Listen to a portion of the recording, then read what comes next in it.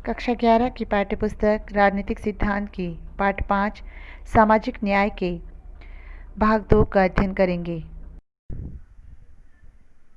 समानुपातिक न्याय। बहरहाल समान बर्ताव न्याय का एकमात्र सिद्धांत नहीं है। ऐसी परिस्थितियाँ हो सकती है जिससे हम महसूस करें कि हर एक के साथ समान बर्ताव अन्याय होगा।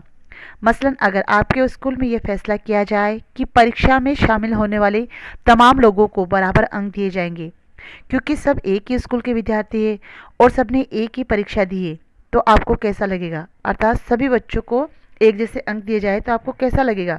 यहाँ आप ज़्यादा ही उचित समझेंगे कि छात्रों को उनकी उत्तर पुस्तिकाओं की गुणवत्ता और संभव हो तो इसके लिए उनके लिए किए गए प्रयास के अनुसार अंक दिए जाए। दूसरे शब्दों में, सबके लिए समान अधिकार की दौड़ में एक ही शुरुआती रेखा निर्धारित करने के बावजूद ऐसे मामलों में न्याय का मतलब होगा लोगों को उनके प्रयास के पैमाने और अर्हता के अनुपात में पुरस्कृत करना।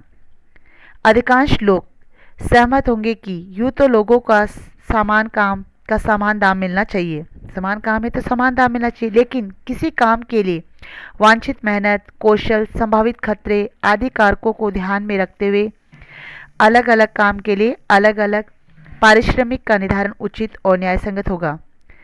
अगर हम इन मानदंडों का इस्तेमाल करें तो हम पाएंगे कि हमारे समाज में कुछ कामगार तबकों को ऐसे कारकों के मद्देनज़र निर्धारित पारिश्रमिक नहीं मिलता। उदाहरण के लिए खनिकों, कुशल कारीगरों अथवा पुलिसकर्मियों जैसे कभी कभी खतरनाक लेकिन सामाजिक रूप से उपयोगी पेशों में लगे लोगों को सदैव वे पारिश्रमिक नहीं मिलता जो समाज में कुछ अन्य लोगों को होने वाली कमाई की तुलना में न्यायोचित हो। समाज में न्याय के लिए समान बर्ताव के सिद्धांत का समानुपातिकता के सिद्धांत के साथ संतुलन बिठाने की जरूरत है। विशेष जरूरतों का विशेष ख्याल। न्याय के जिस तीसरे सिद्धांत को हम समाज के लिए मान्य करते हैं वह पारिश्रमिक या कर्तव्य का वितरण करते समय लोगों की विशेष जरूरतों को ख्याल रखने का सिद्धांत है। इसे सामाजिक न्याय को बढ़ावा देने का तरीका माना जा सकता है। समाज के सदस्यों के रूप में लोगों को बुनियादी हैसियत और अधिकारी के लिहाज से न्याय के लिए ये ज़रूरी हो सकता है कि लोगों के साथ समान बर्ताव किया जाए, लेकिन लोगों के बीच भेदभाव न करना, लोगों के साथ क्या नहीं करना, भेदभाव नहीं करना, और उनकी मेहनत के अनुपात में उन्हें पारिश्रमिक देना भी ये सुनिश्चित करने के लिए शायद पर्याप्त न हो कि समाज में अपने जीवन के अन्य संदर्भों में भी लोग समानता का उपभोग करें या कि समाज समग्र रूप से न्यायपूर्ण हो जाए। लोगों की विशेष जरूरतों को ध्यान में रखने का सिद्धांत समान बर्ताव के सिद्धांत को अनिवार्यता खंडित नहीं बल्कि उसका विस्तार ही करता है, क्योंकि समकक्षों के साथ समान बर्ताव के सिद्धांत में यह अंतर्निहित है कि जो लोग कुछ महत्वपूर्ण संदर्भों में समान नहीं है उसके साथ भिन्न ढंग से बर्ताव किया जाए। विशेष जरूरतों या विकलांगता वाले लोगों को कुछ खास मामलों में असमान और विशेष सहायता के योग्य समझा जा सकता है, लेकिन इस पर सहमत होना हमेशा आसान नहीं होता है कि लोगों को विशेष सहायता देने के लिए उनकी किन असमानताओं को मान्यता दी जाए। शारीरिक विकलांगता, उम्र या अच्छी शिक्षा और स्वास्थ्य सुविधाओं तक पहुंच न होना कुछ ऐसे कारक हैं जिन्हें अनेक देशों में विशेष बर्ताव का आधार समझा जाता है।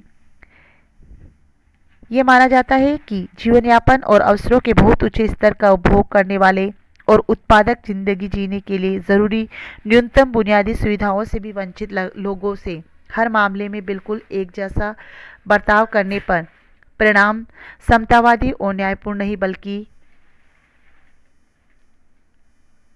असमान समाज होगा। हमारे देश में आमतौर पर देखा जाता है कि अच्छी शिक्षा, स्वास्थ्य और ऐसी अन्य सुविधाओं तक पहुंच का अभाव जाति आधारित सामाजिक भेदभाव से जुड़ा है। किस पर? जाति आधारित। इसलिए संविधान में अनुचित जातियों और जनजातियों के लोगों के लिए सरकारी नौकरियां में तथा शैक्षणिक संस्थानों में दाखिले के लिए आरक्षण का प्रावधान किया गया है। न्याय के विविध सिद्धांतों पर हमारी बहस ने यह संकेत किया है कि सरकारें कभी कभी न्याय के उपरोक्त तीन सिद्धांतों समकक्षों के बीच समान बर्ताव, लोगों को मिलने वाले लाभों को तय करते समय विभिन्न प्रयास तथा कौशलों को मान्यता देने और जरूरतमंदों के लिए जीवन के न्यूनतम मानकों और अवसरों का प्रावधान के बीच सामंजस्य बिठाने में कठिनाई महसूस कर सकती है। समान बर्ताव के सिद्धांत पर अमल कभी कभी योग्यता को उचित प्रतिफल देने के खिलाफ खड़ा हो सकता है। योग्यता को पुरस्कृत करने को न्याय का प्रमुख सिद्धांत मानने पर जोर देने का अर्थ ये होगा कि हाशिए पर खड़े तबके कई क्षेत्रों में वंचित रह जाएंगे, क्योंकि अच्छे पोशाक और अच्छी शिक्षा जैसी सुविधाएं तक उनकी पहुंच नहीं हो पाती। देश के विभिन्न समूह भिन्न भिन्न नीतियों की तरफदारी कर सकते हैं, जो इस पर निर्भर करता है कि न्याय के किस सिद्धांत पर बल देते हैं, और ऐसी स्थिति में सरकार की जिम्मेदारी बन जाती है कि वह एक न्यायपरक समाज को बढ़ावा देने के लिए न्याय के विभिन्न सिद्धांतों के बीच सामंजस्य स्थापित करे। नीचे दी गई स्थितियों की जांच करें और बताएं कि क्या वे न्याय संगत है। अपने तर्क के साथ ये भी बताएं कि प्रत्येक स्थिति में न्याय का कौन सा सिद्धांत काम कर रहा है। एक दृष्टिहीन छात्र सुरेश को गणित का प्रश्न पत्र हल करने के लिए 3.5 घंटे मिलते हैं, जबकि अन्य सभी छात्रों को केवल 3 घंटे। गीता बैसाखी की सहायता से चलती है। अध्यापिका ने गणित का प्रश्न पत्र हल करने के लिए उसे भी 3.5 घंटे का समय देने का निश्चय किया। आपको इसमें न्याय करना है कि कौन सा सही है गलत। एक अध्यापक कक्षा के कमजोर छात्रों के मनोबल को उठाने के लिए कुछ अतिरिक्त अंक देते हैं। एक प्रोफेसर अलग अलग छात्रों को उनकी क्षमताओं के मूल्यांकन के आधार पर अलग अलग प्रश्न पत्र बांटते हैं। संसद में एक प्रस्ताव विचाराधीन है कि संसद की कुल सीटों में से 1/3 महिलाओं के लिए आरक्षित कर दी जाए। चित्र को देखिए। न्याय की देवी की आंखों पर पट्टी क्यों बंधी है? न्याय की देवी आंखों पर पट्टी इसलिए बांधे रखती है क्योंकि उसे निष्पक्ष रहता है। बिल्कुल ठीक, उसे निष्पक्ष रहना है, लेकिन अगर वह आंखों पर पट्टी बांधे रहेगी तो लोगों की विशेष जरूरतों को कैसे देखेगी?